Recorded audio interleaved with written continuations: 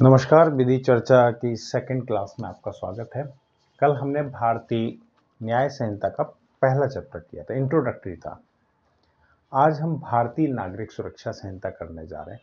Alternate क्रम से भारतीय न्याय संहिता और भारतीय नागरिक सुरक्षा संहिता चलती रहेगी। कल हमने भारतीय न्याय संहिता का इंट्रोडक्टरी जब चैप्टर किया था तो कुछ लोग इंटरेस्टेड नहीं है इंट्रोडक्शन समझने में, तो इसलिए आज मैं अपनी अगर कहना चाहूँ भारतीय नागरिक सुरक्षा संहिता की सेकंड क्लास करने जा रहा हूँ। सेकंड क्लास मतलब होगी प्रिलिमिनरी, पर जो इंट्रोडक्टरी होता है जिसमें मैं चैप्टर्स को एलिबरेट करता हूँ, कौन कौन से चैप्टर हैं, क्या स्कीम है कोड की, वो फर्स्ट वीडियो में होगी। पर आज मैं सेकंड वीडियो डालने जा रहा हूँ, फर्स्ट वीडियो बाद में डाल दी जाएगी। ठीक है, जो लोग इंटरेस्टेड हो देखें, जिनको समझना हो तो बेहतर तरीके से एक्ट को समझना जरूरी होता है, उसके लिए स्कीम समझनी जरूरी होती है। तो आज हम शुरू करते हैं भारतीय नागरिक सुरक्षा संहिता 2023। इसका ये प्रिलिमिनरी चैप्टर जो है 1 से 5 तक सेक्शन है। ठीक है, इसमें डेफिनेशंस क्लॉज हैं, तो आज जहाँ तक हो पाएंगे वहाँ तक कर लेंगे डेफिनेशंस, बहुत एलेबोरेट, बहुत डिटेल में, और उसके बाद उसकी सेकंड वीडियो में हम इसका बचा हुआ पार्ट कर लेंगे। तो स्टार्ट करते हैं प्रिलिमिनरी। सबसे पहले तो समझ लीजिए भारतीय नागरिक सुरक्षा फिर भी ये प्रोसीजरल लॉ है। भारतीय न्याय संहिता जो कि आईपीसी था, उसमें क्राइम ऑफेंस को और उसके पनिशमेंट को डिफाइन किया गया है। अब किसी तरीके से ट्रायल किस तरह से चलेगा, क्या प्रोसीडिंग्स होंगी, प्रोसीडिंग्स किस तरह से चलेंगी, उसके लिए थी हमारी सीआरपीसी क्रिमिनल प्रोसीजर कोड, जिसको बदलकर अब भारतीय नागरिक सुरक्षा संहिता कर दिया गया है। तो अगर जिसको इंटरेस्टेड हो स्कीम समझने में ये है क्या, वो फर्स्ट वीडियो देख सकते हैं। आज हमारी ये सेकंड वीडियो पहले मैं लॉन्च कर रहा हूँ, जिसमें हम प्रिलिमिनरी चैप्टर स्टार्ट कर रहे हैं, मतलब स्टार्टिंग कर दे रहे हैं भारतीय नागरिक सुरक्षा संहिता की प्रिलिमिनरी।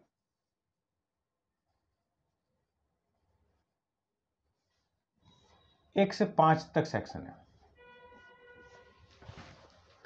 सेक्शन फर्स्ट है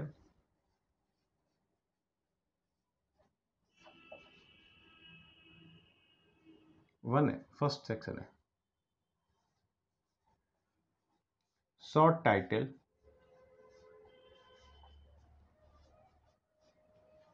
extent and commencement.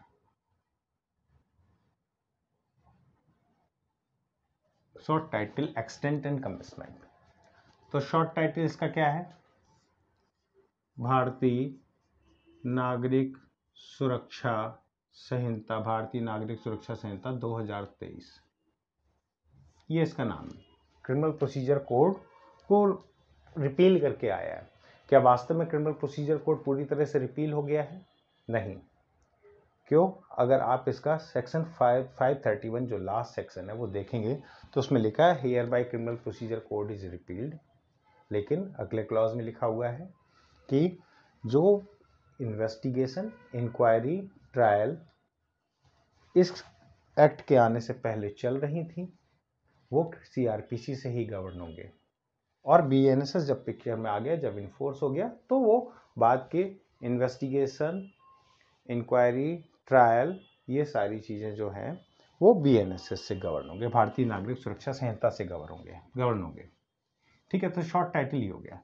Extent, Jammu Kashmir की प्रॉब्लम हमारे सामने बची नहीं है, तो अब ये पूरे भारत में एप्लीकेबल है, लेकिन इसमें कहा गया है कि इसका भारतीय नागरिक सुरक्षा संहिता का chapter 9th, 11th and 12th, 9th, 11th and 12th, ठीक है, ये 3 चैप्टर नहीं लागू होंगे, नहीं इन्फोर्स में होंगे। कहां पर? नागालैंड में। और बी कहां पर नहीं लागू होंगे? जहां जहां ट्राइबल एरियाज डिक्लेयर किए गए हैं जिन स्टेट्स में, वहां। पूरी बीएनएसएस नहीं, पूरी बीएनएसएस भारतीय नागरिक सुरक्षा संहिता एप्लीकेबल होगी, लागू होगी। सिर्फ यहां पर नागालैंड ट्राइबल एरियाज में 9th, 11th and 12th chapter applicable नहीं होंगे। ठीक है, अब आ जाइए कमेंसमेंट पे। तो आप अगर आपके पास पुराना बेयर एक्ट है जो कि अभी नया नहीं आया है, मेरे पास भी नहीं, किसी के पास भी नहीं है, पुराने बेयर एक्ट में लिखा है this shell come into force when government issues notification. ठीक है, सेंट्रल गवर्नमेंट इश्यूज नोटिफिकेशन।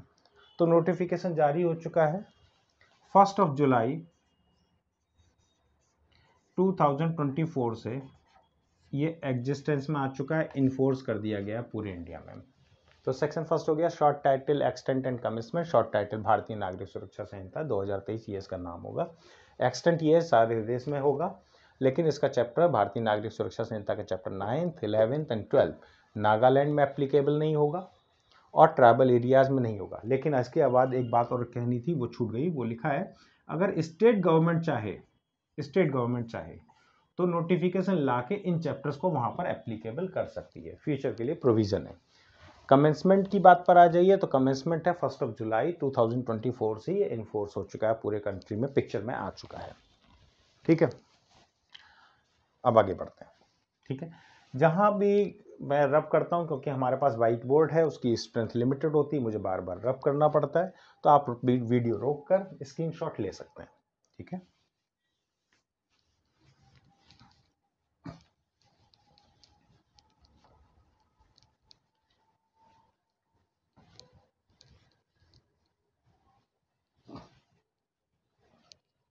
अब आ जाइए सेक्शन सेकंड। इसका सेक्शन सेकंड 1 डेफिनेशंस। तो भारतीय नागरिक सुरक्षा संहिता में जिन वर्ड्स का, एक्सप्रेशंस का, टर्म्स का यूज किया गया, उनकी डेफिनेशंस इस क्लॉज में दे रखी हैं। तो कहा गया है unless the context otherwise requires।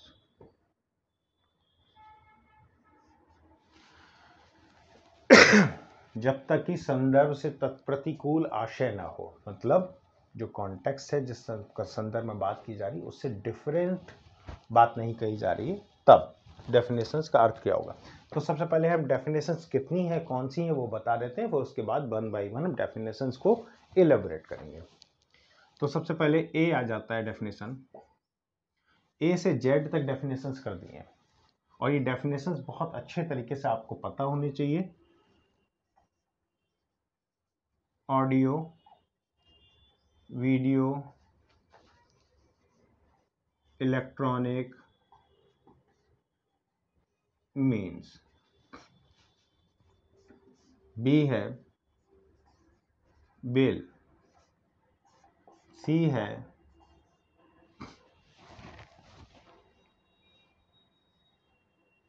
Billable offence. D है बेल बॉन्ड।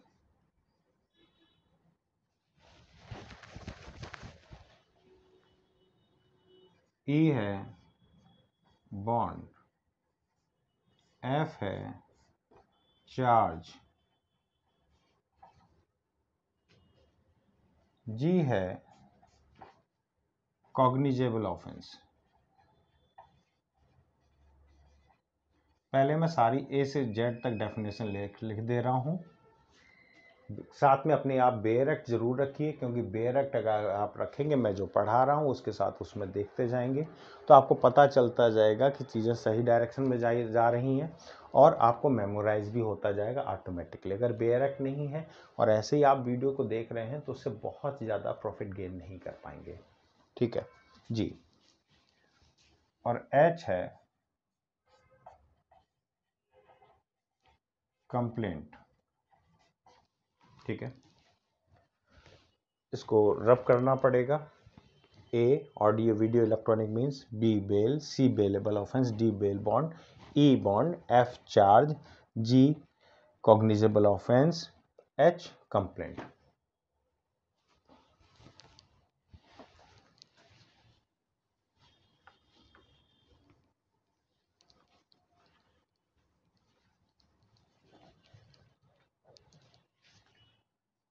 आई इलेक्ट्रॉनिक कम्युनिकेशन।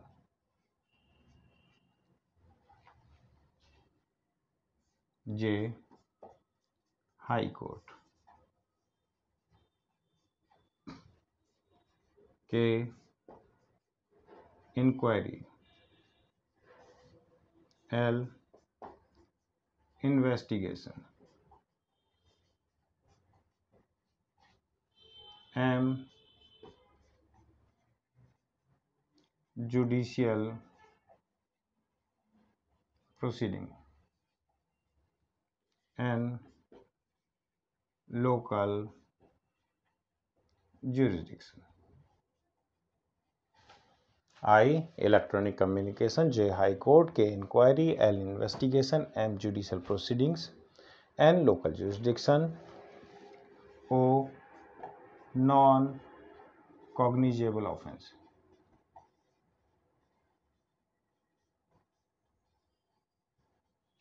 ठीक है, नोट कर लीजिए,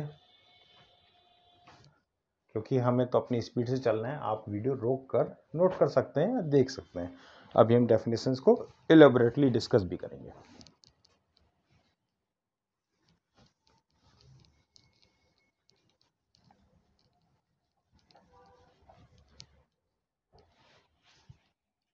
P notification,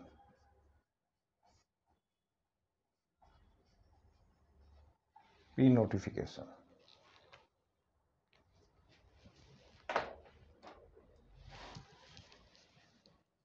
Q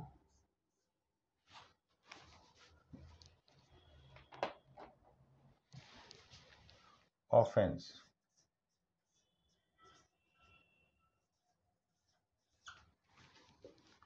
R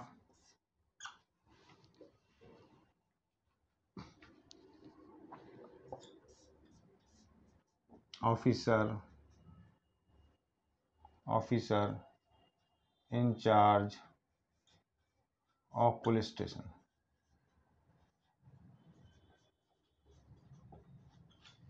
S है प्लेस,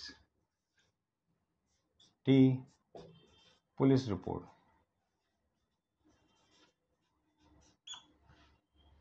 ठीक है, U है पुलिस स्टेशन, V है पब्लिक प्रोसिक्यूटर,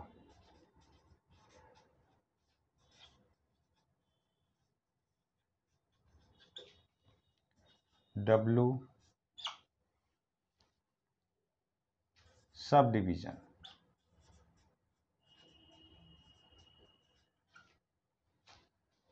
ठीक है, W सब डिवीजन। अब यहीं पे लिख देते हैं क्योंकि जगह है। X है सम्मन्स केसेस, Y है विक्टिम, Z है वारंट केसेस, वारंट केसेस। तो इस तरह से आपको पता होना चाहिए, ध्यान होना चाहिए, बिल्कुल मेमोराइज होना चाहिए। A audio video electronic means, B bail, C bailable offence, D bail bond, E bond, F charge, G cognizable offence, H complaint, I electronic communication, J high courts, K क्या है inquiry, L investigation, M judicial proceedings, and local jurisdiction, LMN, O non cognizable offense, P notification, Q offense, R है officer in charge of police station, ठीक है, S place, T police report, U police station, V public prosecutor, W sub division, X summons cases, Y victim, Z warrant cases. तो इस तरह से memorise होना चाहिए, ठीक है। अब आ जाते हैं इंडिविजुअल डेफिनेशंस पे, ठीक है, डेफिनेशंस को एलेबोरेट करेंगे।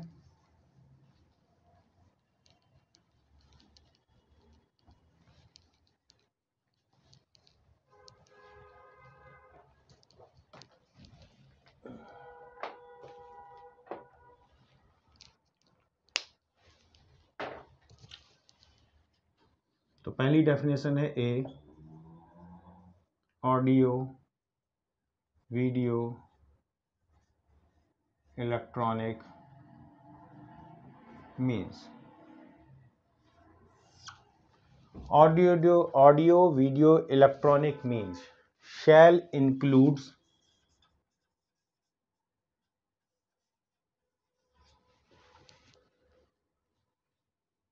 any device for use of, किस लिए यूज किया जा रहा है? पहला video conferencing,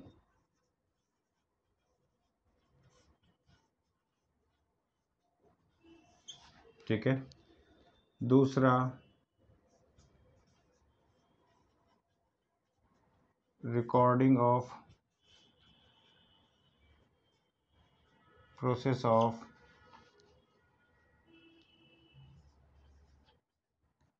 search and scissor,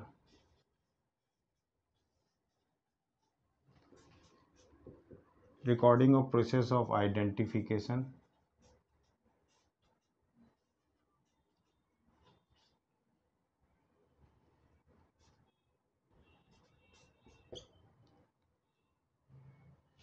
ठीक है, एंड कम्युनिकेशंस,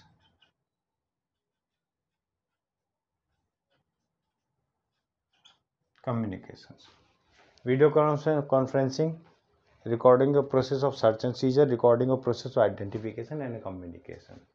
इन चीज़ों के लिए कोई भी डिवाइस यूज करी जा रही, ऐसी कोई भी device L include any device for use of such and such purpose. In 4 purpose दे रखे हैं और दे रखा है लास्ट में दे रखा है and any other means and devices which state government by rule may provide। Writing थोड़ी सी छोटा लिखने में कई बार क्लियर नहीं होती है। Any other means end devices which state government by rule may provide, जो स्टेट गवर्नमेंट बाद में और भी इंक्लूड कर सकती है। और प्रोसेसेस भी, ये 4 प्रोसेसेस के अलावा और प्रोसेसेस भी गवर्नमेंट जो है स्टेट गवर्नमेंट वो प्रोवाइड कर सकती है for purposes of for other purposes and by any means which state government by rule may provide. तो ऑडियो वीडियो इलेक्ट्रॉनिक मीन्स की डेफिनेशन है shall include any device for use of video conferencing, recording of search and seizure, recording of process of identification, जबकि ऐसे लिखा है बिल्कुल exact precise होना चाहिए, for video conferencing, for search and seizure and for recording of process of identification and for communication and for such other processes and for by any other means which state government by rule may provide। ये audio video electronic means की definition है, ठीक है। अब आ जाते हैं सबसे important definitions पर, नोट करना चाहे नोट कर लीजिए।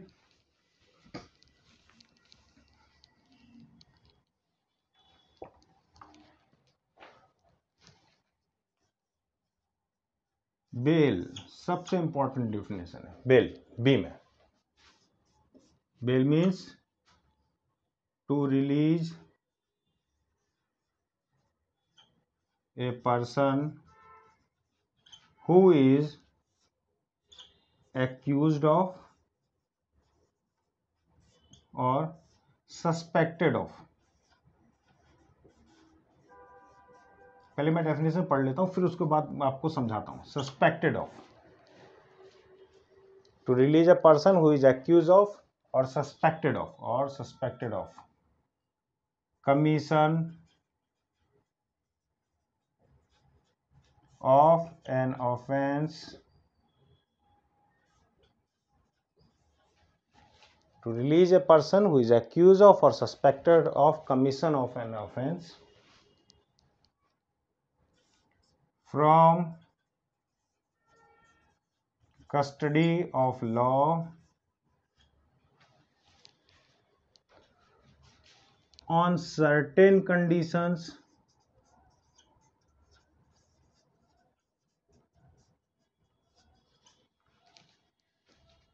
imposed by by court officer और कोर्ट और कोर्ट by executing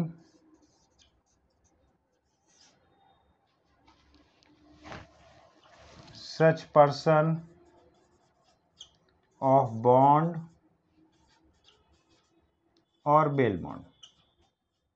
देखिए डायरेक्ट में देखिए डेफिनेशन एग्जैक्ट यही है कि नहीं, किसी भी आदमी को छोड़ा जाना जो या तो जिस पर जो एक्यूज्ड हो किसी क्राइम ऑफेंस का या सस्पेक्टेड ऑफ हो कमीशन ऑफ एन ऑफेंस, कहाँ से छोड़ा जाना, फ्रॉम कस्टडी ऑफ लॉ, ठीक है, ऑन सर्टेन कंडीशंस। वो सर्टेन कंडीशंस कौन लगाएगा, इम्पोज बाय ऑफिसर और कोर्ट, ऑफिसर पुलिस ऑफिसर या court, by executing such person of bond और बेल बॉन्ड।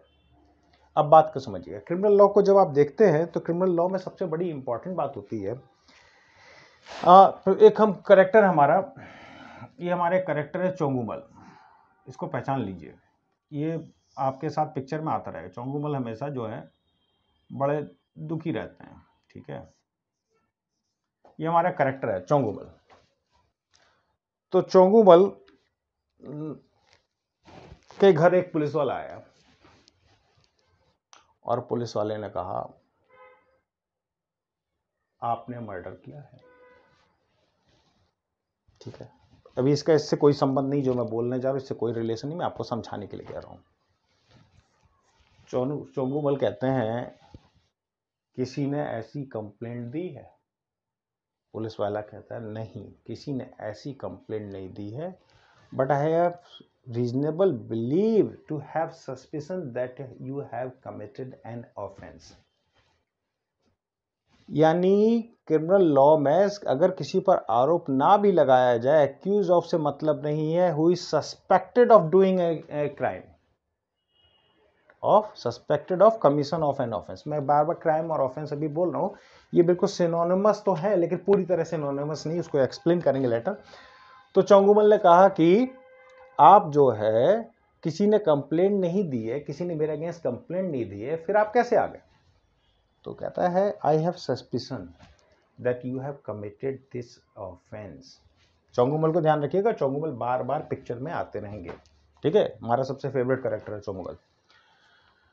तो क्रिमिनल लॉ जो मोशन में आता है उसके पीछे दो रीजन होते हैं, या तो किसी पर एक्यूजेशन हो या किसी पर सस्पिशन हो। अगर किसी पर सस्पिशन है क्राइम करने का तो भी क्रिमिनल लॉ मोशन में आ जाता है, ठीक है।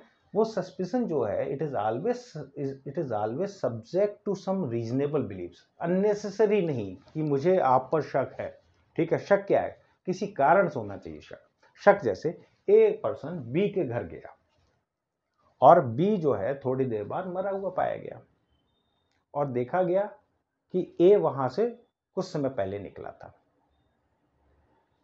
पता चला 2 दिन पहले ए और बी की लड़ाई हुई थी।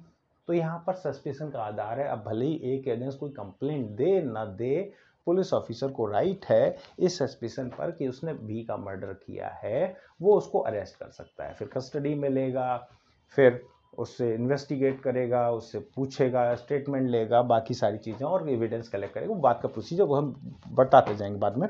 लेकिन सस्पिशन जो है, suspicion of doing an offence, ये एक इंपॉर्टेंट एलिमेंट है क्रिमिनल लॉ के मोशन में आने के लिए। तो क्रिमिनल लॉ मोशन में कब आता है, किसी पर एक्यूजेशन हो और साथ में सस्पिशन ऑफ।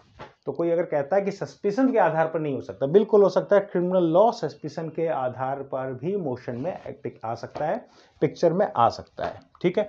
तो बेल की डेफिनेशन है to release a person who is accused of और suspected of commission of an offence, जिसने कोई ऑफेंस किया हो, फ्रॉम कस्टडी ऑफ लॉ। कहां से छोड़ा जाना, to release a person from custody of law. कैसे, ऑन सर्टेन कंडीशंस इम्पोज्ड, कुछ कंडीशन लगा के, कुछ शर्त लगाकर, शर्त जैसे नहीं पिक्चर में देखा होगा, और शहर से बाहर नहीं जाओगे आप, ठीक है। तो ऐसी कई सारी कंडीशंस लगाकर, on certain conditions impose by, कहां से कौन कंडीशन लगाएगा, या तो इधर ऑफिसर लगाएगा और कोर्ट लगाएगा, by executing such person of bond और बेल बॉन्ड। बॉन्ड और बेल बॉन्ड क्या है वो हम अभी आगे डिक्लेयर करेंगे, ठीक है, ओके, आगे हम इलेबोरेट करेंगे। तो बी की डेफिनेशन समझ गए हैं। चोंगुमल को नहीं बिठाएंगे क्योंकि चोंगुमल अभी पिक्चर में रहेंगे। चोंगुमल अब आ चुके हैं, चोंगुमल को पहचान लीजिए, चोंगुमल बार बार पिक्चर में आएंगे।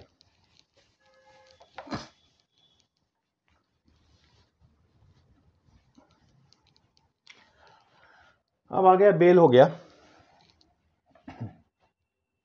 ABC, bailable offence.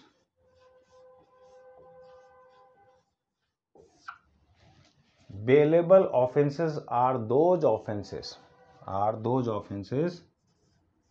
which are shown as bailable in कहां पर, first schedule.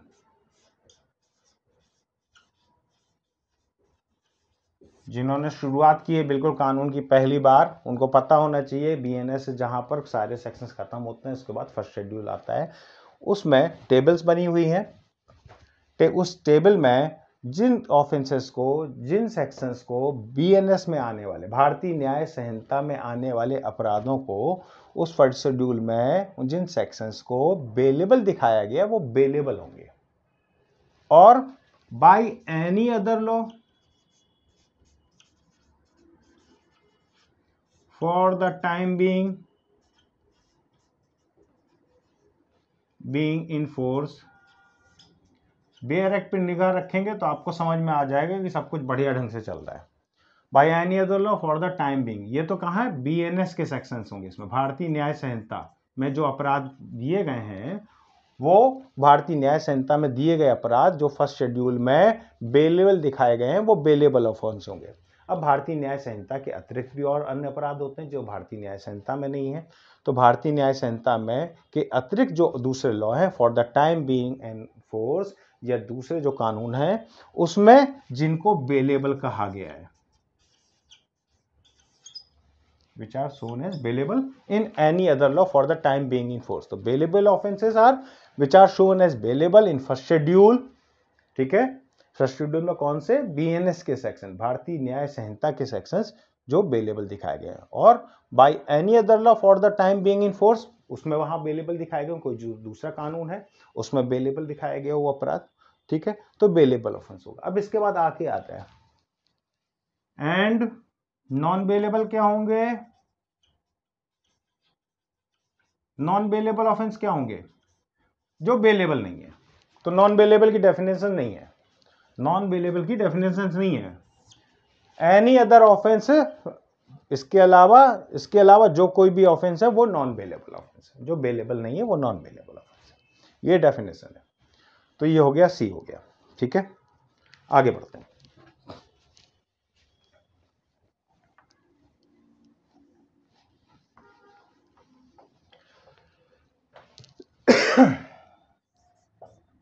D, bail bond.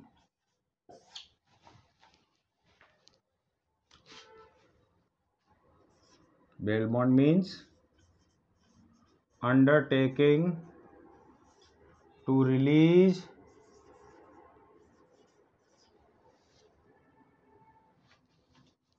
on surety।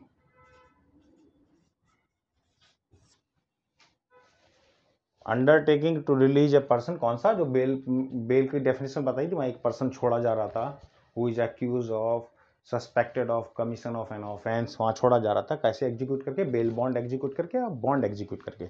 तो बेल बॉन्ड की डेफिनेशन आती है undertaking to release a person on surety. Surety क्या है, समझ लीजिए बहुत आसान शब्दों में, श्योरिटी क्या है, ए पर्सन लोन ले रहा है, बी कहता है कि साहब अगर ए नहीं देगा तो मैं दूंगा, तो वहां पर बी जो है उसका श्योरिटी है, ठीक है, बी क्या है, श्योरिटी है, और उसके बदले में जो कुछ भी दे रहा है वो सिक्योरिटी है, ठीक है, अंतर समझिएगा, श्योरिटी।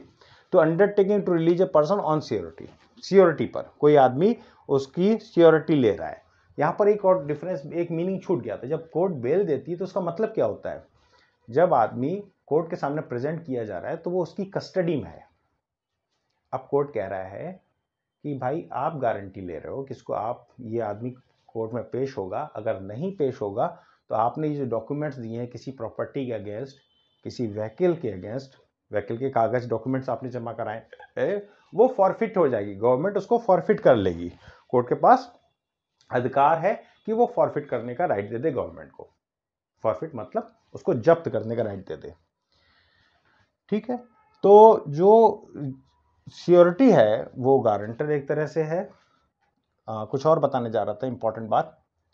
हाँ, तो कोर्ट जब कहती है, जब वो किसी आदमी को छोड़ती है तो कहती है ठीक है हमारी कस्टडी से छोड़ रहे हैं, अब ये तुम्हारी कस्टडी में है, ठीक है। Court is interesting it's that man custody to another person, ठीक है। उस आदमी की कस्टडी अपने पास से लेकर उस आदमी की कस्टडी में दे रही है जो आदमी बेल ले रहा है, उसकी जो उसकी श्योरिटी दे रहा है, जो श्योरिटी है, ठीक है, जो उसको पेश करेगा और नहीं पेश करेगा तो उसने जो भी डॉक्यूमेंट्स लगाए होंगे कोर्ट्स में, व्हीकल के डॉक्यूमेंट्स, प्रॉपर्टी के डॉक्यूमेंट्स और एनी वैल्यूएबल प्रॉपर्टी के डॉक्यूमेंट्स, वो कोर्ट ऑर्डर करी गवर्नमेंट को कि फॉरफिट कर लिया जाए, ठीक है।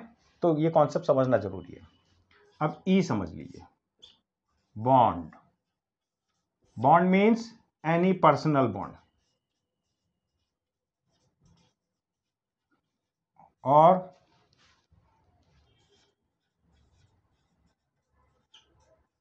undertaking to release without surety।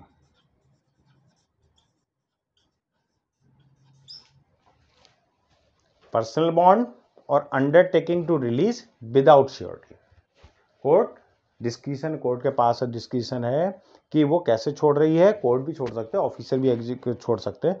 Personal bond, personal bond का मीनिंग क्या होता है कि मैं फला फला तारीख को for on such and such dates I will appear before the court, अगर मैं नहीं होता हूं तो ये 50,000 की राशि जो है वो मुझसे ले ली जाएगी, ठीक है।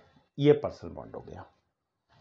Undertaking to release without surety, कोई श्योरिटी नहीं ली गई है, ठीक है, सिर्फ कह दिया गया मैं सच एंड सच डेट पे अपीयर होऊंगा, ठीक है।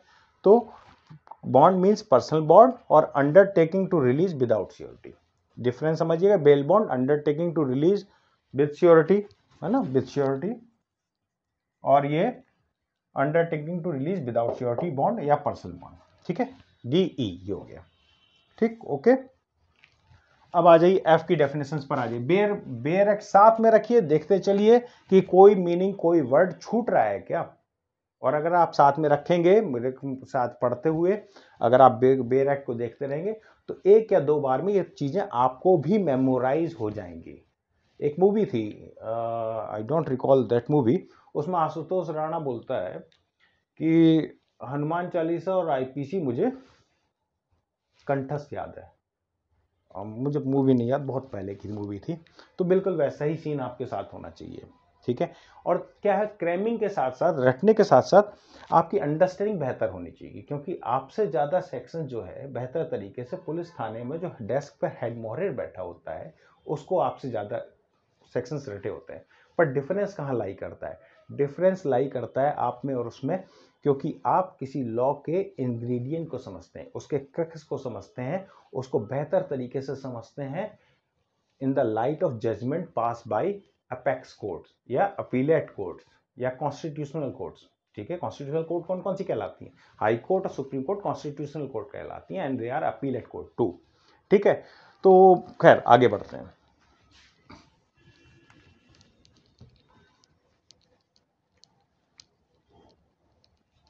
E F charge,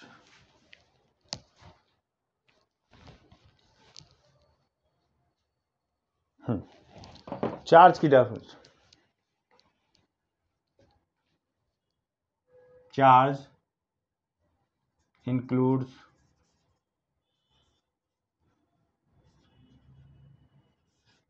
any head of charge when it contains more than one head। Charge की कोई डेफिनेशन, प्रिसाइज डेफिनेशन नहीं दे रखी, पर फिर भी आपको समझना है। चार्ज का मतलब है आरोप लगाया गया कि आपने चोरी की है। किसी आदमी पर आरोप लगाया, चोंगुमल पे ही आरोप लगा दिया कि आपने चोरी की है। ये एक चार्ज हो गया, ये हेड हो गया, शीर्षक हो गया। अब इसके अंदर और छोटे छोटे शीर्षक आ सकते हैं। आपने रात में चोरी की है, दूसरा charge. Charge includes any head of charge when it contains more than one head. ठीक है, मतलब एक हेड है, इसके अंदर और भी छोटे छोटे हेड हैं। ये व्हेन इट कंटेन्स, ये हेड नहीं, सर नहीं है, मतलब हेड मतलब शीर्षक। ठीक है, तो charge includes any head of charge when it contains more than one head. तो पहला चार्ज हो गया कि स्टील किया है, थेफ्ट किया है। कैसे किया है, आप सेक्शंस में जाएंगे भारतीय न्याय संहिता में। रात में चोरी का अलग अपराध है, घर में चोरी के लिए अलग अपराध है, और घर तोड़कर घुसना उसके लिए चोरी का अलग दंड है, अलग अपराध है। ठीक है, तो charge includes any head of charge when it contains more than one head, when it contains more than one head. तो ये समझना जरूरी है, कोई भी ऐसा शीर्षक चार्ज का जिसमें और भी अन्य शीर्षक शामिल हैं। तो चार्ज की डेफिनेशन ये हो गई।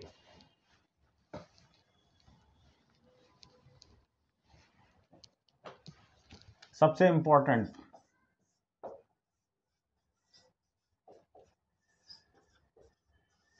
Cognizable offence. ये तो बिल्कुल पता ही होना चाहिए, कॉग्निजेबल ऑफेंसेस। चोंगुमल पिक्चर में आ गया।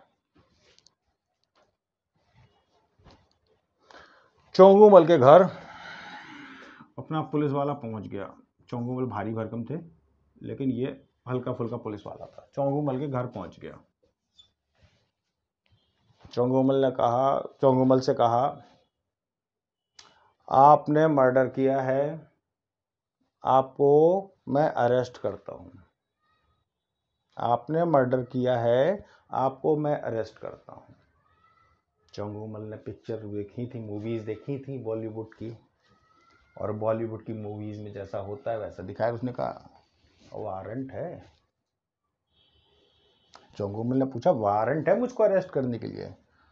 तो हमारे इंस्पेक्टर साहब ने कहा, Chongumal ji, there are two kinds of offences, cognizable and non cognizable. Cognizable offence जहां पुलिस को बिना वारंट की जरूरत नहीं होती अरेस्ट करने के लिए, वो जा सकता है और अरेस्ट कर सकता है। और नॉन कॉग्निजेबल ऑफेंस वो होते हैं जिनमें पुलिस को अथॉरिटी नहीं होती बिना वारंट के गिरफ्तार करने की। तो जो गंभीर अपराध हैं वो जो गंभीर अपराध है वो कॉग्निजेबल ऑफेंसेस होते हैं, जिनमें पुलिस विदाउट वारंट अरेस्ट कर सकती है। और नॉन कॉग्निजेबल ऑफेंस वो होते हैं जिनमें पुलिस को अथॉरिटी नहीं होती बिना वारंट के बिना गिरफ्तार करने की। तो चोंगुमल को पुलिस वाला उठा के ले गया। इतना सुनते ही चोंगुमल को मारे 2 थप्पड़, कहा चलो।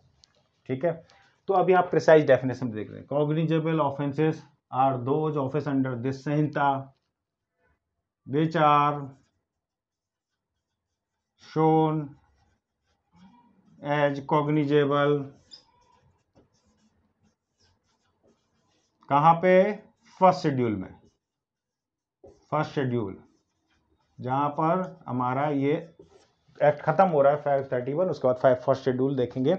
वहां पर फर्स्ट शेड्यूल में जो कॉग्निजेबल ऑफेंसेस दिखाए गए हैं, फर्स्ट शेड्यूल में भारतीय न्याय संहिता के जो अपराध, भारतीय न्याय संहिता में आने वाले जो अपराध, क्योंकि वो जो फर्स्ट शेड्यूल में जो सेक्शंस हैं वो सारे अपराध वो लिखे हैं जिनका जिक्र जो है भारतीय न्याय संहिता में है। दूसरा कोई कानून अगर लग रहा है, एनडीपीएस, पॉक्सो, दूसरा कोई कानून अगर एप्लीकेबल में आ रहा है, दूसरा कोई अपराध आ रहा है भारतीय न्याय संहिता के अतिरिक्त, ऐसा कोई अपराध आ रहा है जो अलग लॉ के अंतर्गत अपराध है, ठीक है, तो उसमें वो होना चाहिए कॉग्निजेबल एंड नॉन कॉग्निजेबल। तो which cognizable offences are those offences which are shown as cognizable in the first schedule, and police officer may arrest without warrant। ये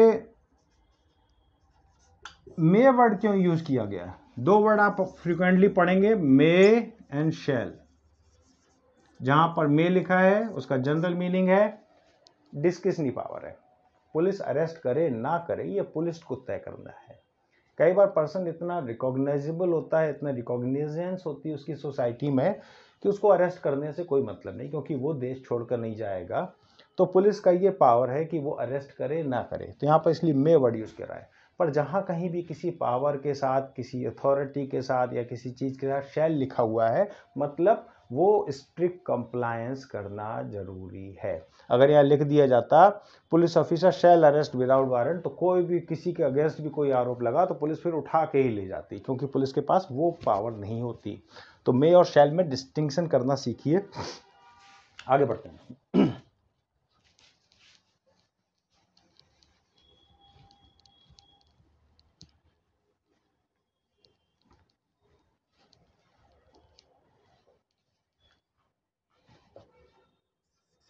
H, complaint.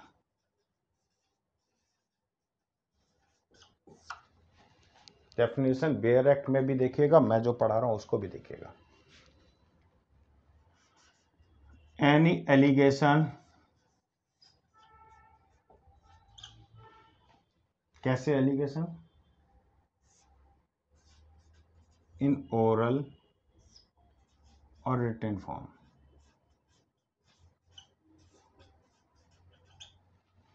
Any allegation in oral or written form, किसको? To a magistrate.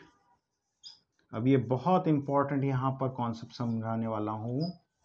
To a magistrate, ठीक है, एक magistrate के सामने कौन सा? Oral or written form to a magistrate, ठीक है। किस लिए? मजिस्ट्रेट के पास चौंगुमल ये कहने थोड़ा ना जाएगा कि साहब अच्छा वो अपराध हो गया वो मैं जा रहा हूं, ठीक है। किस लिए? With a view of his taking action.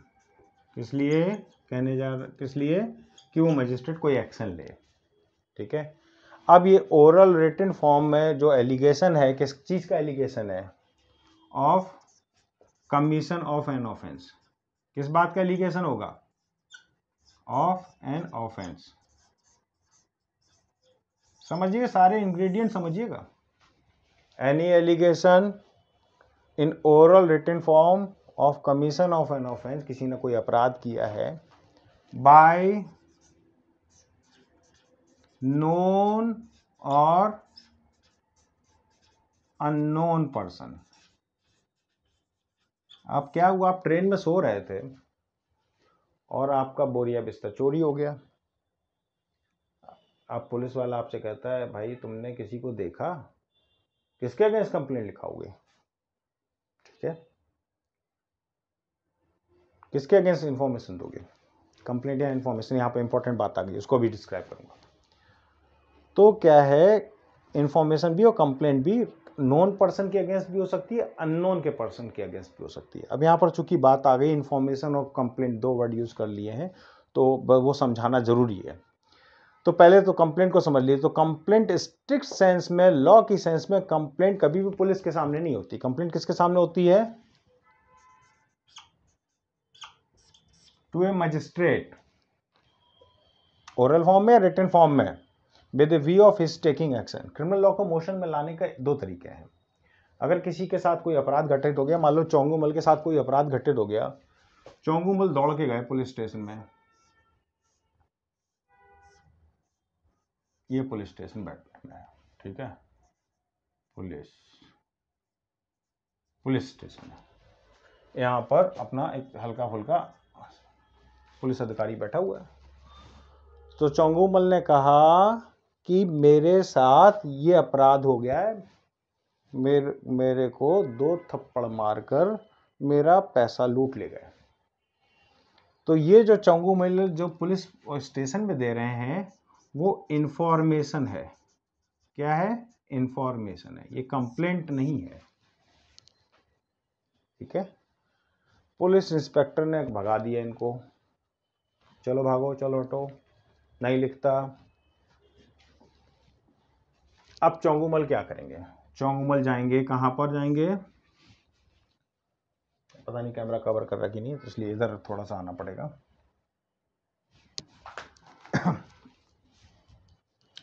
चोंगुमल अब आएंगे, यहाँ आ जाते हैं। चोंगुमल दौड़ के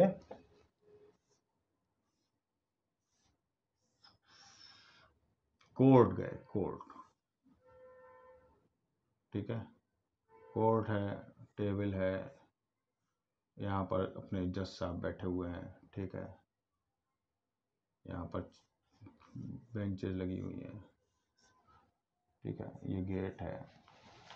चोंगुमल दौड़ कर गए मजिस्ट्रेट पास। अब मजिस्ट्रेट को इस क्राइम की जो इंफॉर्मेशन जो देंगे, मजिस्ट्रेट को जो बताएंगे वो कंप्लेंट होगी।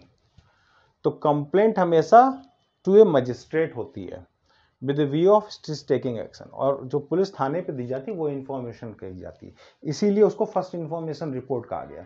लेकिन फर्स्ट इन्फॉर्मेशन रिपोर्ट जो है वर्ड कहीं भी ना सीआरपीसी में ना था, ना अपनी बीएनएसएस भारतीय नागरिक सुरक्षा संहिता में है, कि ये वर्ड कहीं नहीं है। वहां पर भी सेक्शन, अब जो सेक्शन है पहले 154 हुआ करता था फर्स्ट इन्फॉर्मेशन रिपोर्ट के regarding information in cognizable offence, अब यहाँ पर 173 है इन्फॉर्मेशन इन कॉग्निजेबल ऑफेंस। अगर किसी के साथ कॉग्निजेबल ऑफेंस हुआ है तो पुलिस स्टेशन में जाकर जो वो दे रहा है वो इन्फॉर्मेशन है, और वो जो इन्फॉर्मेशन दे रहा है जिस पर उसकी एंट्री की जा रही है जनरल डायरी में और एंट्री की जाए प्रिस्क्राइब फॉर्म में, उसको बोलते हैं फर्स्ट इन्फॉर्मेशन रिपोर्ट, उसको बोलते हैं फर्स्ट इन्फॉर्मेशन रिपोर्ट।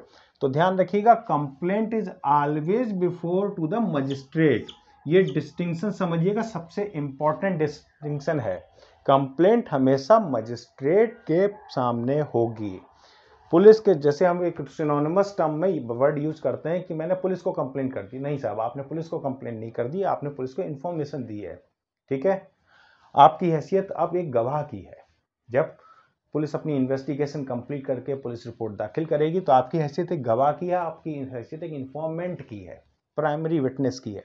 यहां पर आप कंप्लेन कर रहे हैं तो मजिस्ट्रेट के सामने तो आप कंप्लेनेंट हैं, ठीक है। दोनों की प्रक्रिया में बिल्कुल डिफरेंस है, ठीक है। तो क्रिमिनल लॉ को मोशन में लाने के दो तरीके होते हैं, या तो अगर कॉग्निजेबल ऑफेंस हुआ है तो पुलिस के सामने इंफॉर्मेशन दीजिए, और अगर पुलिस नहीं लिखती या पुलिस के पास ना जाना चाहें तो डायरेक्ट भी आप कंप्लेंट मजिस्ट्रेट के पास अपनी दे सकते हैं। तो मजिस्ट्रेट के पास जो कुछ भी कहेंगे जाकर, आप कोई एलिगेशन लगाएंगे किसी पर of commission of an offence of doing a crime, किसी को अपराध करने का काम किसी ने किया आपके साथ, कोई एलिगेशन अगर आप ओरल और रिटन फॉर्म में दे रहे हैं मजिस्ट्रेट के सामने तो वो कंप्लेंट है। तो ये 2H जो है डेफिनेशन सबसे इंपॉर्टेंट है, ठीक है। आगे बढ़ते हैं।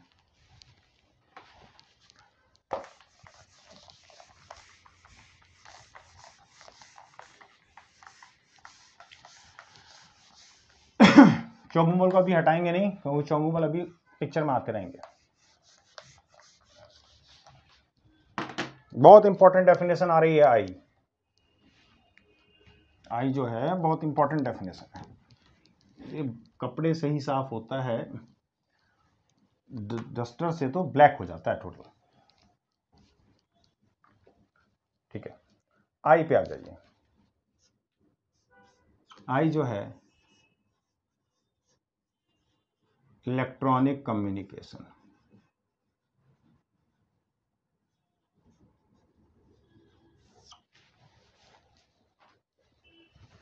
इलेक्ट्रॉनिक कम्युनिकेशन कौन सा होगा?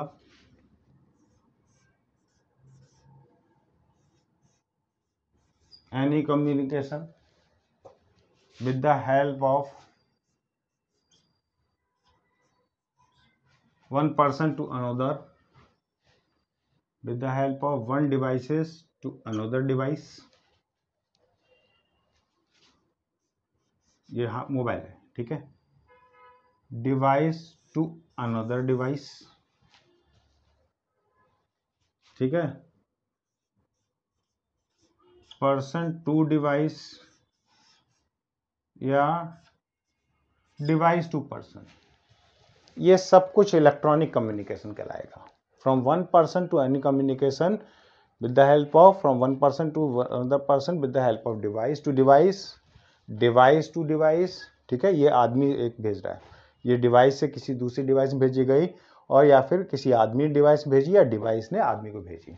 तो ये सारे इलेक्ट्रॉनिक कम्युनिकेशन होंगे। इसके बाद लिख दिया है और एनी अदर, ठीक है, बाद में कोई भी जो स्टेट गवर्नमेंट ऐड कर सकेगी। तो आई ये हो गया, ठीक है। अब आगे आ जाइए जे पर, ठीक है, जे पर रब कर दे रहा हूं।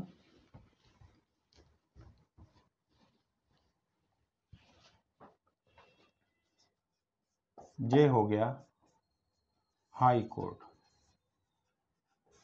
हाई कोर्ट, जे हो गया हाई कोर्ट। तो जहां स्टेट की बात आएगी वहां स्टेट में जो हाई कोर्ट होगा, यूनियन टेरिटरी में स्टेट के लिए भी वो हाई कोर्ट हो सकता है और यूनियन टेरिटरी के लिए भी हाई कोर्ट हो सकता है। तो हाई कोर्ट की बहुत कोई डेफिनेशन नहीं दे रखी है, बस इतना ही दे रखा है। के पर आ जाइए, इंक्वायरी, बहुत इंपॉर्टेंट टर्म है। इंक्वायरी डेफिनेशन समझिएगा, जिसमें डेफिनेशन ही नहीं है। Inquiry includes all the inquiry,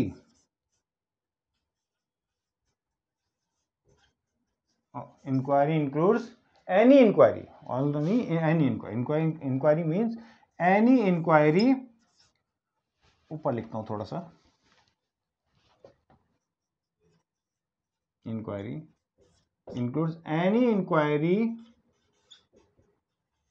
inquiry other than trial, other than trial, trial को छोड़कर जो कुछ भी हो रहा है वो सारी इंक्वायरी है। किसके द्वारा? By magistrate. तो यहां पर इंपॉर्टेंट बात यह है, जैसे कंप्लेंट के बारे में था बिफोर मजिस्ट्रेट होगी, तो इंक्वायरी हमेशा बाय मजिस्ट्रेट होगी। इंक्वायरी के दो टर्म होते हैं, आपने देखा होगा, आपको अगर थोड़ा सा, एक होता है इंक्वायरी ENQUIRY और एक होता है INQUIRY। दोनों डिफरेंस है, हम इसकी बात कर रहे हैं, इनकी बात नहीं कर रहे हैं। ये इंक्वायरी जो है ये पुलिस भी कर सकती है, पर ये बात की बात है, इसमें अभी मत पढ़िए। सिर्फ हम आपको ये बताना चाहते हैं कि इंक्वायरी हमेशा एक मजिस्ट्रेट करेगा और जो ट्रायल से भिन्न होगी। तो सारी कोई भी proceeding, inquiry includes any inquiry other than trial, ठीक है। कोई भी प्रोसीडिंग जो हो रही है, any proceeding other than trial, वो इंक्वायरी है, ठीक है। Any inquiry in proceedings other than trial, ठीक है। जो ट्रायल नहीं है, किसके द्वारा? इंक्वायरी डन बाय मजिस्ट्रेट, ठीक, कोई दिक्कत नहीं। आगे बढ़ते हैं। कौन सा था ये था इंक्वायरी, क्या था? के, 2 का के, ठीक। आगे बढ़ते हैं।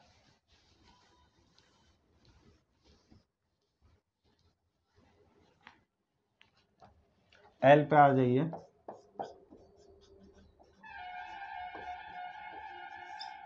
Investigation.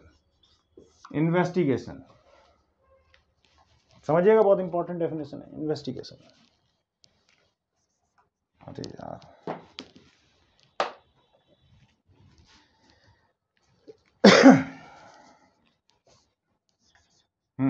Investigation, all proceedings for the purpose of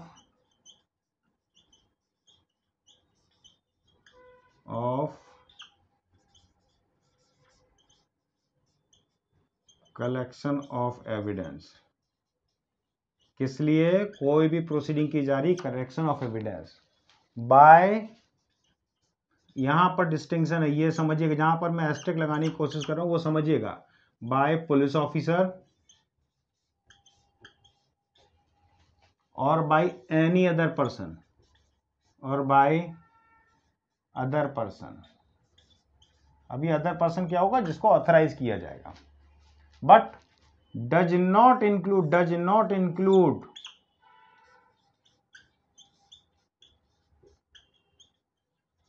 ठीक है, मजिस्ट्रेट। तो एनी पर्सन, डेफिनेशन जो दे रखी है, for the all proceedings for the purpose of collection of evidence bye police officer और पर्सन अदर देन मजिस्ट्रेट, ये वर्ड लिखा हुआ है अदर देन मजिस्ट्रेट। इसलिए मैं कहता हूं बेयर एक्ट पर जरूर झांकते रहिए। मुझे तो समझाने के लिए आपको थोड़ा बहुत डिफरेंस इधर उधर करना पड़ेगा, पर आप समझेंगे तब जब आप बेयर एक्ट भी साथ में रखेंगे। वीडियो को देखिए, बेयर एक्ट रखिए, बार बार रिपीटेशन पे जाइए, तो चीजें आपके लिए आसान हो जाएंगी। तो अदर देन मजिस्ट्रेट, मजिस्ट्रेट कभी भी इन्वेस्टिगेशन नहीं कर सकता, या तो पुलिस ऑफिसर करेगा या कोई आदमी जिसको ऑथराइज किया गया होगा। ठीक है, तो ये एल की इन्वेस्टिगेशन की डेफिनेशन हो गई।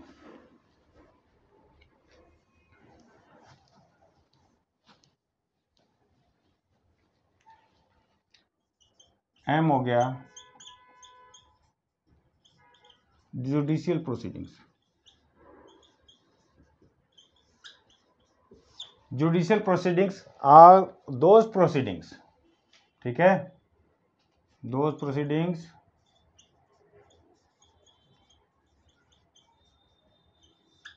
in which evidence is or may be taken on oath। ठीक है, सारी प्रोसीडिंग जिसमें कोर्ट ऑथराइज, कोर्ट क्या करती है, evidence is taken by court, ठीक है, evidence is taken by court और may be taken by court on oath, किस पर, ओथ पर। तो ये सारी प्रोसीडिंग क्या कहलाएंगे, जुडिशियल प्रोसीडिंग की कहलाती है, जिसमें एविडेंस कलेक्ट कर, कोर्ट के पास पावर है, court has power to take evidence और may be taken on evidence on oath, ठीक है, ओथ पर। ये एम हो गया।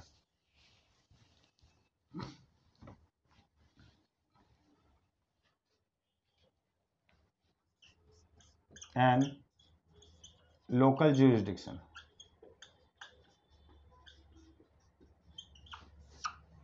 लोकल ज्यूरिसडिक्शन, तो लोकल ज्यूरिसडिक्शन एनी एरिया, ठीक है, जिनमें कोर्ट और मजिस्ट्रेट में एक्सरसाइज देयर पावर। ठीक है, अब लोकल ज्यूरिसडिक्शन या तो स्टेट हो सकता है और पार्ट ऑफ स्टेट हो सकता है। डेफिनेशन देखिए बेयर एक्ट में, मेरे साथ पढ़ते पढ़ते बेयर एक्ट में डेफिनेशन जरूर देखिए, तो आपको चीजें मेमोराइज होती चली जाएंगी। लोकल ज्यूरिसडिक्शन जिसमें कोर्ट या मजिस्ट्रेट अपनी पावर को एक्सरसाइज कर सकते हैं सारे एरिया, वो एरिया क्या होगा, स्टेट, कंप्लीट स्टेट हो गया, पार्ट ऑफ एनी स्टेट होगा, स्टेट का, सॉरी पार्ट ऑफ सेक्शन लिख गया, sorry, part of state, part of state, state का पार्ट होगा। और ये लोकल ज्यूरिसडिक्शन कौन डिफाइन करेगा, स्टेट गवर्नमेंट डिफाइन करेगी। ठीक है, एन हो गया। अब आ जाइए अगले पर।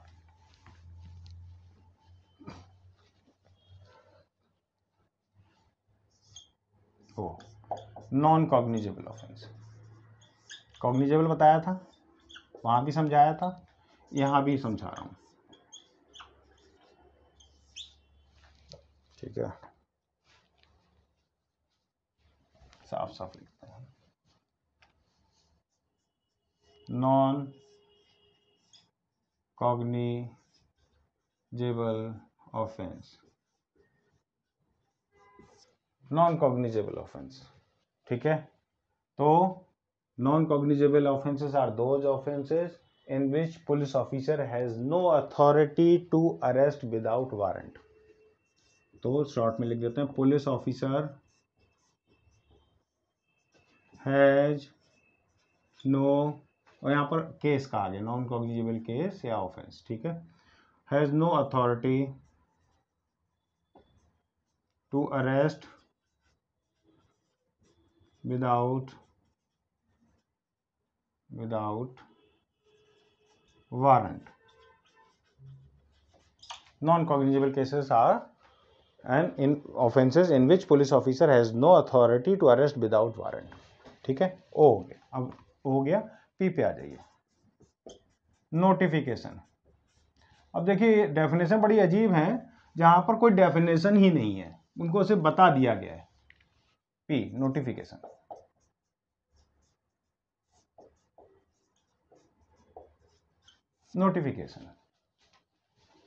Notification means notification published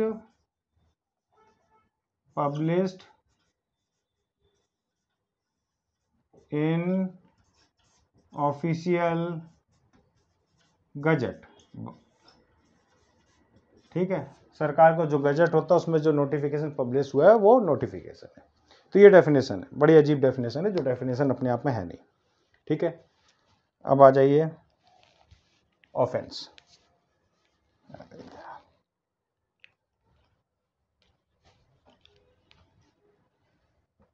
Q offence सबसे इंपॉर्टेंट डेफिनेशन है।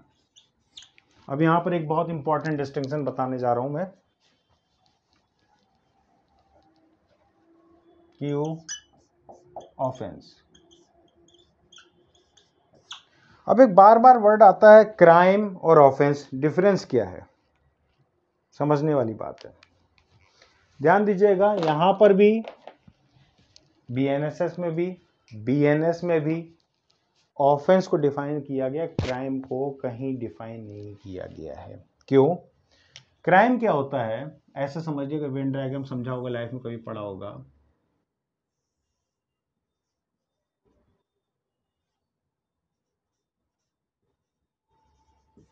क्राइम कोई भी ऐसा कार्य, अच्छा कार्य से मतलब समझा दूं, वो बीएनएस की बात है लेकिन फिर भी समझा दूं।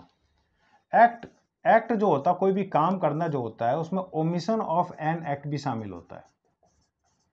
काम को ना करना भी एक एक्ट है, एक्ट।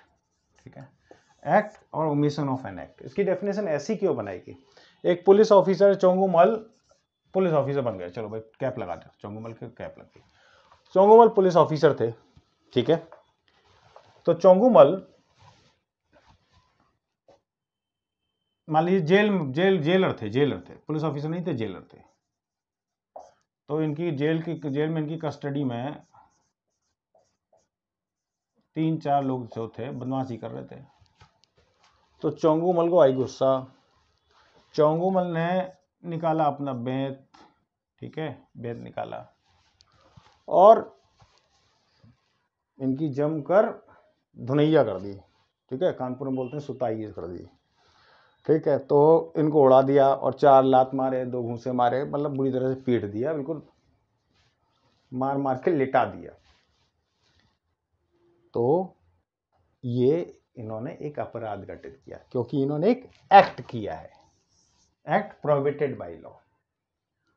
तो चोंगुमल को बुला के सस्पेंड कर दिया गया, सजा मिली।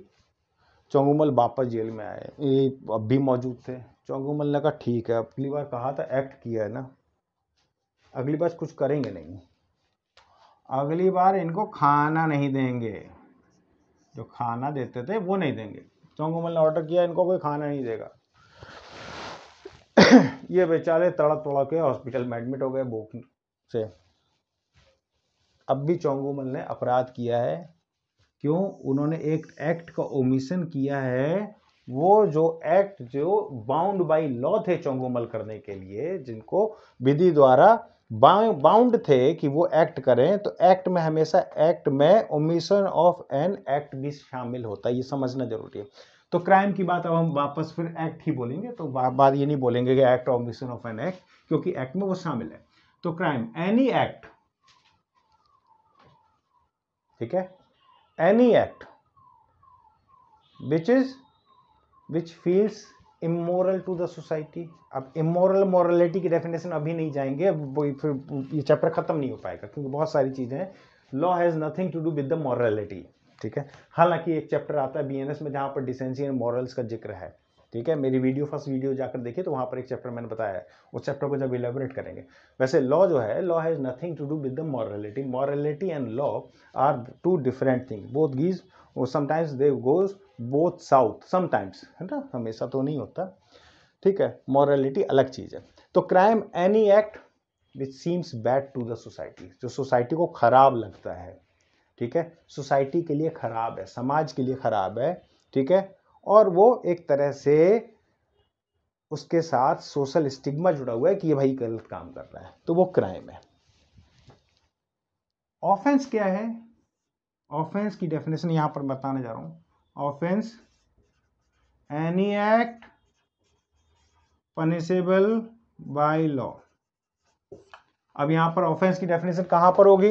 यहां पर आ जाएगा, क्योंकि हम बार बार इसमें बीएनएस का जिक्र करते हैं, जो बीएनएस में अपराध है, ठीक है, वो ऑफेंस है, या किसी अदर लॉ में फॉर द टाइम बीइंग जो फोर्स में है कोई दूसरा कानून, उसमें जो अपराध है, उसमें कोई कोई एक्ट अगर अपराध है तो वो अपराध है, वो ऑफेंस है। ठीक है, तो offence which is punishable by law, जिसके लिए करने पर, जिस कार्य के करने पर, फिर मैं वापस बोल रहा हूं कमीशन ऑफ एन एक्ट भी है, करने का मतलब ना करना भी शामिल है। ठीक है, तो वो any act which is punishable by law, जिसके लिए पनिशमेंट हो सकता है, इम्प्रिजनमेंट हो सकता है, पनिशमेंट कई तरीके से हो सकता है, पनिशमेंट फाइन लगाकर भी हो सकता है जेल डालकर भी हो सकता है, और बाकी कई तरह के पनिशमेंट है, जब पनिशमेंट्स पाएंगे तब पढ़ेंगे। तो offence which is prohibited which is punishable by law. ठीक है, तो यानी हर ऑफेंस क्राइम है, बट हर क्राइम ऑफेंस नहीं है, क्योंकि बहुत सारे क्राइम है जो पहले ऑफेंस नहीं थे लेकिन गलत समझे जाते थे।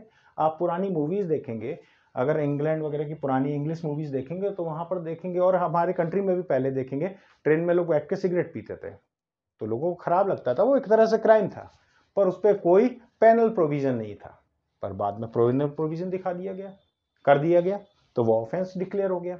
आप पुरानी मूवीज देखें, इंग्लैंड की पुरानी, मतलब अगर लॉ से जुड़ी मूवीज देखेंगे तो वहां पर देखेंगे कोर्ट्स में जज भी सिगरेट पी रहा है, वकील भी सिगरेट पी रहा है। ठीक है, और कहीं कहीं तो मैंने देखा है कि एक्यूज भी अपना मस्त सिगरेट पीते हुए जवाब दे रहा है। ठीक है, तो उसमें कोई प्रॉब्लम नहीं थी, क्यों? क्योंकि वो क्राइम था, ऑफेंस नहीं था। Offence which has been made punishable by law, जिसको लॉ ने पनिशेबल बना दिया। तो every offence is a crime, but every crime is not an offence. तो ये डिस्टिंक्शन समझना जरूरी है। ठीक है, अब आ जाइए चोंगुमल को भी नहीं हटाते हैं, चोंगुमल अभी जिंदा रहेंगे, चोंगुमल जिंदा रहेंगे। चोंगुमल का चेहरा समझ लीजिएगा, चोंगुमल हमेशा दुखी रहते हैं। ठीक है, आर आ जाता है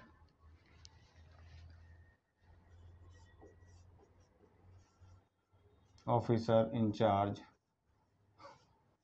ऑफ पुलिस स्टेशन। यह वो डेफिनेशन है, इनमें डेफिनेशन गायब है, लेकिन फिर भी पढ़ना है।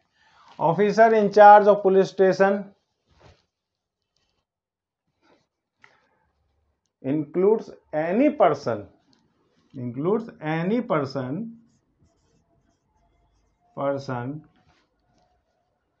when officer in charge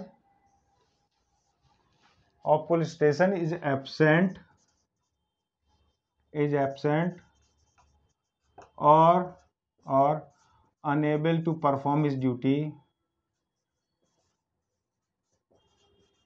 bare act में वापस देखिएगा, मेरे साथ चलते रहिए, बेयर एक्ट को देखते रहिए, या समझ लीजिए, फिर बेयर एक्ट देख लिए, फिर वापस वीडियो पे जाइए। Officer in-charge of police includes any person, कोई भी आदमी जब ऑफिसर इंचार्ज एब्सेंट है, unable to perform his duty है, ठीक है, तो वो जो पर्सन है but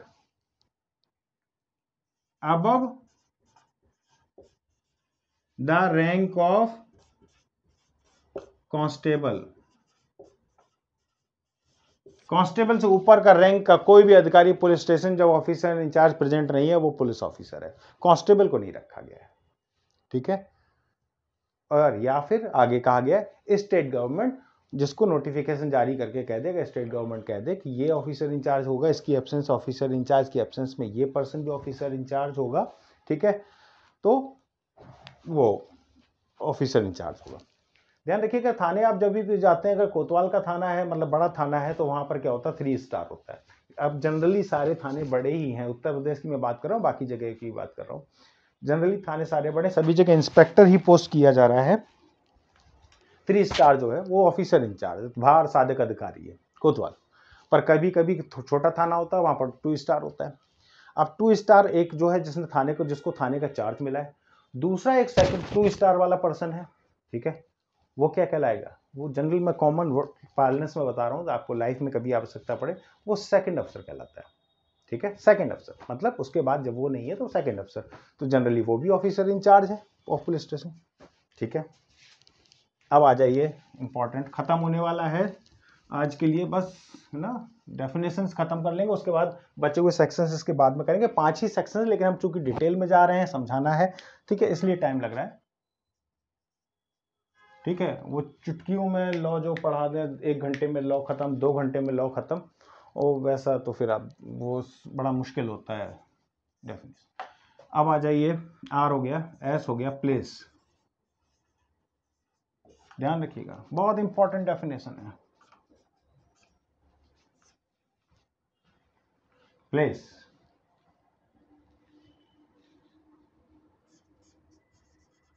house, building, tent, vehicle, ठीक है, और वेसल। वेसल बर्तन नहीं होता है यहाँ पर, वेसल बर्तन से मतलब नहीं है। वेसल मतलब नाव, वेसल मतलब नाव, स्टीमर, जहाज पानी का, ठीक है, शिप है ना, ठीक है। तो place includes house, building, tent, vehicle, vessel. सारी डेफिनेशन कवर कर दी प्लेस में। क्यों कर दी? क्योंकि चोंगुमल अपनी car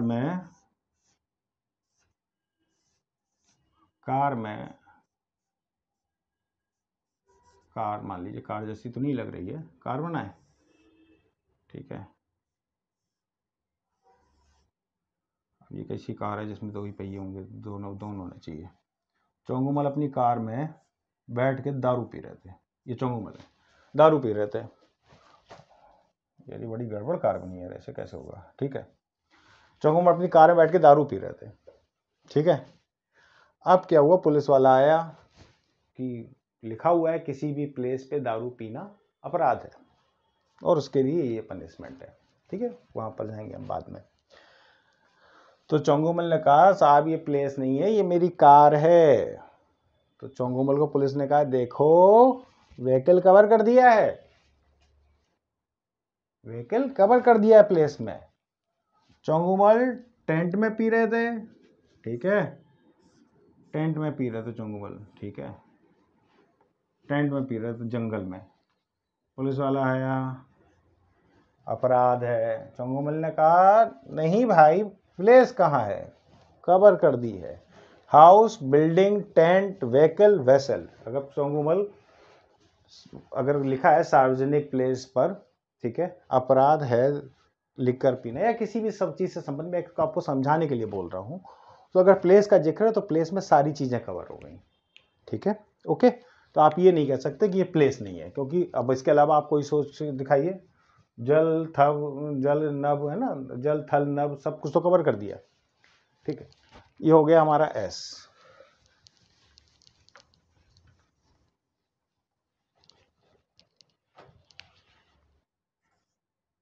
T, police report,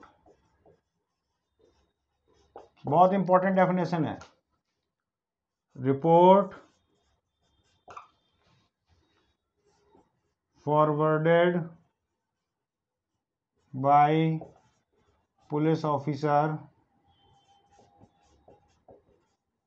to magistrate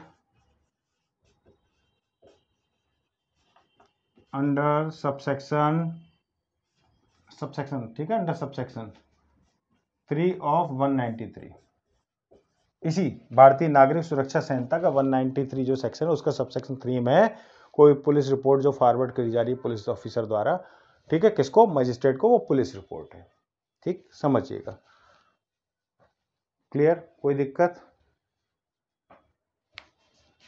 एक इंपॉर्टेंट डेफिनेशन छूट गई है, पहले मतलब पूरी डेफिनेशन कराई लेकिन कुछ इंपॉर्टेंट पार्ट छूट गया, तो वो मैं बता देना चाहता हूं, अभी ध्यान आया मुझे, पुलिस रिपोर्ट से ध्यान आया। 2 का एच तो था, कंप्लेंट था ना, तो हमने बाकी सब तो करा दिया था। Complaint means any allegation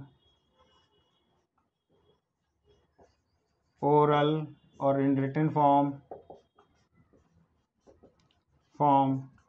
to magistrate, ठीक है, with a view of his taking action with a view of his taking action, ठीक है। किसकी कंप्लेंट, किस बात की complaint, an allegation of commission of an offence, किसका? Of commission of an offence, commission of an offence. Police report को ध्यान क्या आ गया कि वो मैंने आपको डिस्कस नहीं किया, क्योंकि जब इतना डिटेल में करते हैं तो कुछ ना कुछ छूट ही जाता है, ठीक है। अब बुक को देखते हुए पढ़ाना वो बड़ा कन्वीनियंट नहीं होता कि मतलब क्या छूट गया क्या रह गया। जहाँ पर कुछ इंपॉर्टेंट चैप्टर आएंगे वहाँ पर मैं बुक भी रखूँगा, क्योंकि कुछ छूट ना जाए ये भी डर रहेगा। पर ये बहुत छोटे से चैप्टर है, मतलब 5, 7, 8, 10 चैप्टर तक। तो कुछ चैप्टर जो है ऑलमोस्ट के 20 चैप्टर्स जो है BNSS के, वो ऑलमोस्ट इतने छोटे हैं, इतने बेकार, मतलब उसमें छूटने की संभावना नगण्य है। और याद आ जाएगा तो मैं करा दूंगा, या आप कमेंट से नोटिफाइड कराएंगे, मुझे बताएंगे कि ये छूट गया तो मैं उसको डिटेल बता दूंगा। तो कंप्लेंट की डेफिनेशन समझ लीजिए, ठीक है, ये हो गया।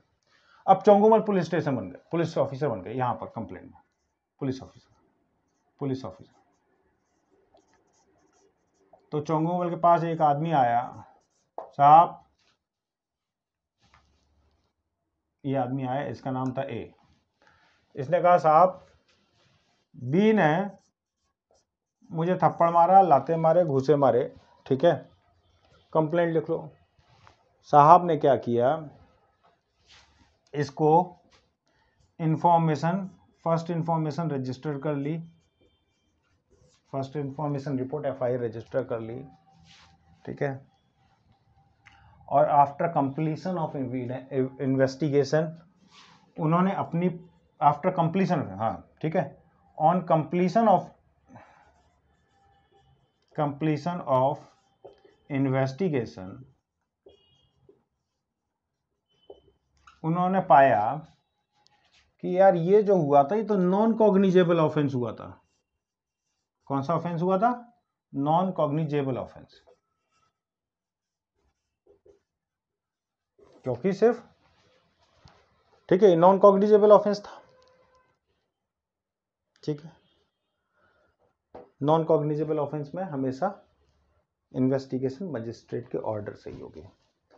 तो नॉन कॉग्निजेबल ऑफेंस था, ये नॉन कॉग्निजेबल केस है, ये ऑफेंस या केस, ठीक है, नॉन कॉग्निजेबल केस है, ठीक है।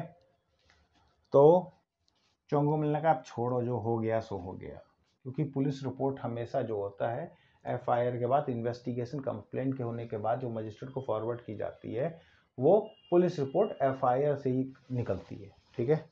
पर यहाँ पर पता चला नॉन कॉग्निजेबल कैसे, तो उन्होंने मजिस्ट्रेट साहब की कोर्ट में गए, उन्होंने छोटा जो होगा सो होगा, देखा जाएगा। मजिस्ट्रेट साहब बैठे हुए डेस्क पे, ठीक है, ये बैठे हुए मजिस्ट्रेट साहब। चोंगुमल गए, साहब ये मेरी पुलिस रिपोर्ट पकड़ो, पुलिस रिपोर्ट लो आप। तो ये इसलिए आया हूँ वापस पीछे लौटकर कि इसका एक्सेप्शन देख लीजिए, इसका एक्सेप्शन देख लीजिए, एक्सप्लेनेशन है ना, एक्सप्लेनेशन, कि ऐसी परिस्थिति में अगर नॉन कॉग्निजेबल केस में पुलिस ऑफिसर ने कंप्लेंट लिखी और उस पर पुलिस रिपोर्ट दाखिल कर ली, FIR लिखी, इन्वेस्टिगेशन के लिए और पुलिस रिपोर्ट दे दी, तो जो पुलिस रिपोर्ट है मजिस्ट्रेट के पास इन्होंने दे दी है वो इक्विवेलेंट होगी कंप्लेंट। क्या हो जाएगी वो? कंप्लेंट। और चोंगुमल क्या कहलाए जाएंगे? चोंगुमल हो जाएंगे, चोंगुमल आ गए, यहाँ पर बना दें चोंगुमल को पहचान लीजिए, हमेशा रोते रहते हैं, ठीक है, चोंगुमल टोपी बना दें। तो ये क्या हो गए? ये कंप्लेनेंट हो गए, यहाँ पर ये कंप्लेनेंट हो गए, इसलिए वापस लौट के आया हूँ वहां से, ठीक है, पुलिस रिपोर्ट से। ओके ओके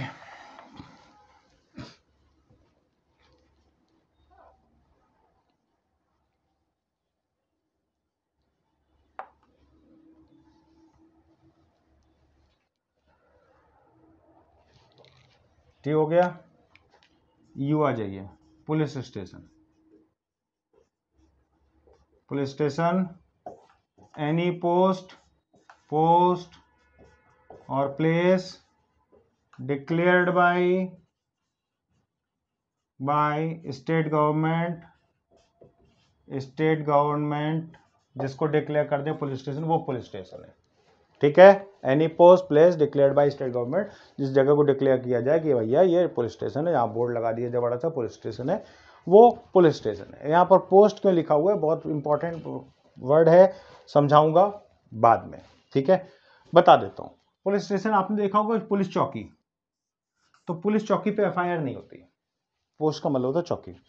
लेकिन आपने कुछ बड़े जगह पर जाएंगे जहाँ पर पुलिस चौकी होती है, वहाँ पर लिखा होता है रिपोर्टिंग चौकी।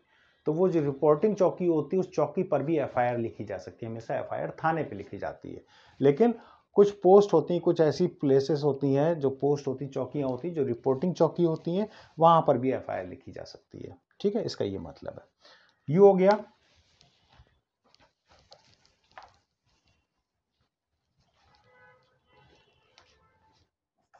जी, public prosecutor. Public prosecutor, any person appointed under section 18। किसका? जब अंडर सेक्शन और आगे कुछ नहीं लिखना है, मतलब भारतीय नागरिक सुरक्षा संहिता का सेक्शन 18 के अंतर्गत कोई भी पर्सन जो अपॉइंटेड है वो पब्लिक प्रोसिक्यूटर है, और या फिर any other person authorise by, कोई और भी पर्सन होता है, एनी पर्सन ऑथराइज, है ना। ऑथराइज से मतलब क्या है, वो किसके इंस्ट्रक्शन में काम करेगा, instruction of, acting on the instruction of 18 क्या है, 18 पब्लिक प्रोसिक्यूटर है। ठीक है, तो पब्लिक प्रोसिक्यूटर के इंस्ट्रक्शन पे अगर कोई काम कर रहा है, ठीक है, अथॉरिटी दी उसने कि हाँ भाई तुम भी केस प्रोसिक्यूट कर सकते हो, तो वो पब्लिक प्रोसिक्यूटर है। ठीक है, आ जाइए।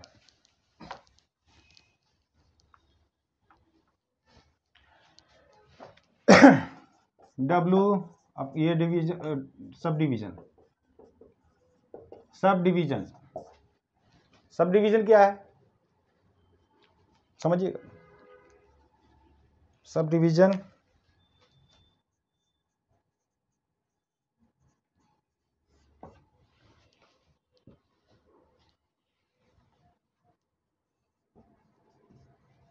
डिस्ट्रिक्ट, ठीक है, किसी डिवीजन का डिस्ट्रिक्ट, ठीक है, या डिवीजन ऑफ डिवीजन, ठीक है, sub division, division of district. W X summons cases, summons cases की डेफिनेशन बड़ी बढ़िया है, interesting. Summon cases are those cases which are not warrant cases. Enjoy, इससे आसान डेफिनेशन नहीं हो सकती। ठीक है, summons cases are those cases which are not warrant cases. आगे बढ़ते हैं।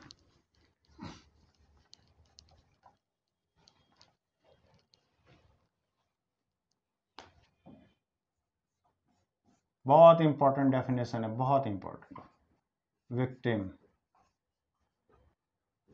एनी पर्सन हु हैज, यार ये पेन थोड़ा समय बाद काम करना बंद कर देता है, सफर्ड लॉस और injury.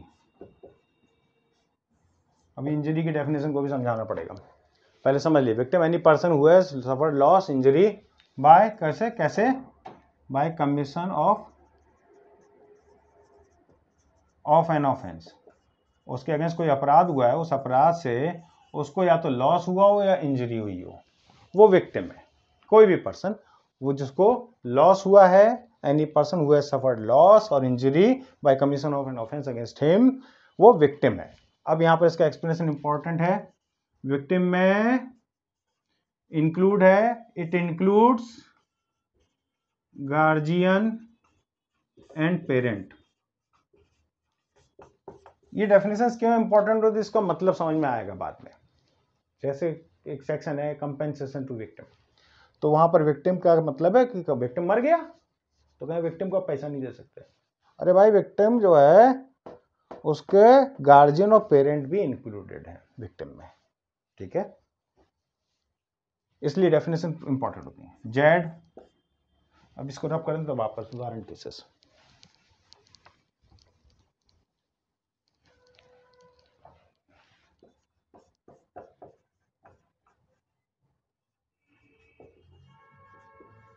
Warrant cases are those cases in which warrant cases are those cases in which Warrant cases are those cases which are punishable by punishment of death, of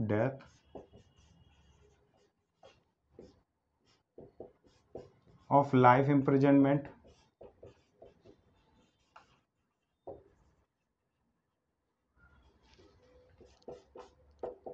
बस यही छुपी हुई डेफिनेशन इसकी।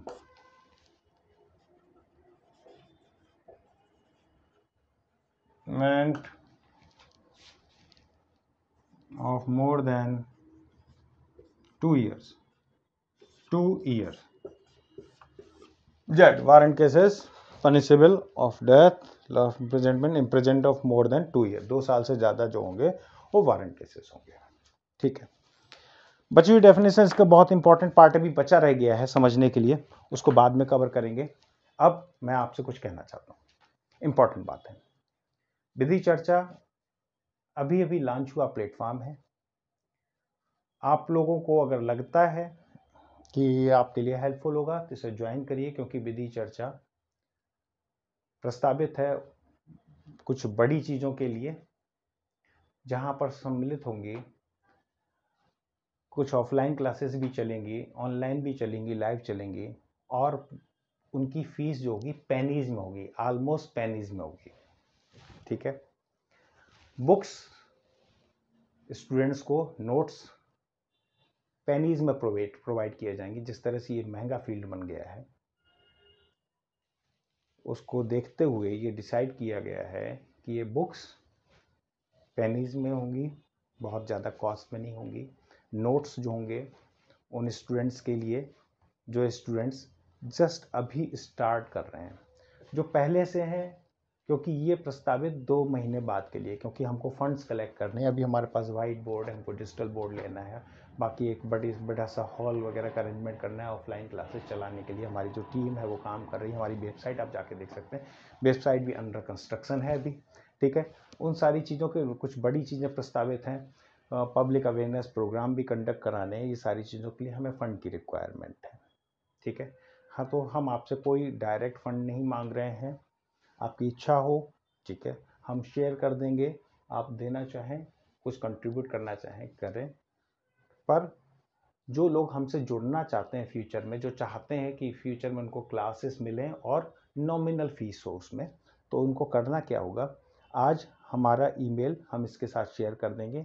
उस email पर हमें अपना नाम, अगर आप LLB के छात्र हैं तो, अगर आप LLB कंप्लीट कर चुके हैं तो, किस कंपटीशन की तैयारी कर रहे हैं, टारगेट क्या है, ये लिखकर, ठीक है, और अपना एक आईडी, कोई भी आईडी लगाकर हमको प्रेषित कर दें, और एक स्क्रीनशॉट जिसमें आपने चैनल सब्सक्राइब किया हो। आजकल ये बड़ी रिक्वायरमेंट है, ठीक है, क्योंकि जस्ट हमने अभी स्टार्ट किया है।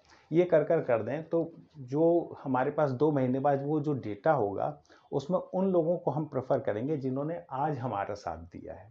उनको हम पेनीज पर, ठीक है, ऑलमोस्ट पेनीज पर एजुकेशन प्रोवाइड कराएंगे। क्लासेस जो होंगी ऑलमोस्ट फ्री पे होंगी बाकी के लिए, क्योंकि वो इंट्रोडक्टरी क्लासेस का ऑफर वही ले पाएंगे। ठीक है, और इंट्रोडक्टरी क्लास उस समय लॉन्च होगी, उस समय फीस अलग, वो भी नॉमिनल होगी, पर बिल्कुल नॉमिनल, बिल्कुल पेनीज पर उनके लिए होगी जो आज हमारे साथ खड़े हुए, जो हमसे जुड़े। ठीक है, ऑलमोस्ट हमको 2 महीने लगेंगे, क्योंकि लॉ में कुछ भी ऐसा नहीं होता। जैसे आपने देखा होगा वो 3 घंटे में BNS खल्लास, 3 घंटे में, 2 घंटे में ये खल्लास, ऐसा नहीं। It's a long way to go. अगर आज आप तैयारी कर रहे हैं, आज आप मेहनत से तैयारी कर रहे हैं, तो ऑलमोस्ट आपको एटलीस्ट 1 साल लगेगा। ठीक है, और अगर आप पहले से तैयारी कर रहे हैं तो ठीक है, आपके साथ पुराने बैकिंग भी है। और अगर आपने लॉ में, अगर लॉ क्लासेस अटेंड करते हुए आपने बहुत ज़्यादा परिश्रम नहीं किया, तो थोड़ा समय और लग सकता है। तो लॉन्ग वे टू गो, लेकिन अगर आप जुड़ेंगे तो आपको जल्दी ही महसूस होगा, आपको पता चलेगा कि आपका यहाँ पर टाइम देना बिल्कुल बेकार नहीं गया। तो आज के लिए बस इतना ही। कल हम क्लास अल्टरनेट क्रम में हम BNS और BNSS चलाएंगे। अभी 2-3 दिन बाद कुछ चीज़ें हैं जो मटेरियलाइज करना है। ठीक है, एक तो बहुत अच्छा बोर्ड नहीं है, बहुत सारी चीज़ें नहीं है। ठीक है, तो हम उसके बाद कॉन्स्टिट्यूशन का भी बैच भी लॉन्च करेंगे। लाइव क्लासेस करने का प्लान है।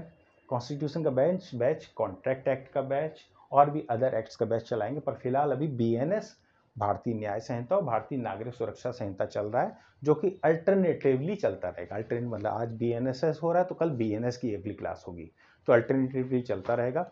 आप लोगों को अगर अच्छा लगता है तो आप सब्सक्राइब करें, लाइक करें, कमेंट करें और हमको जैसा मैंने बताया हमको मेल लिखें। धन्यवाद, नमस्कार।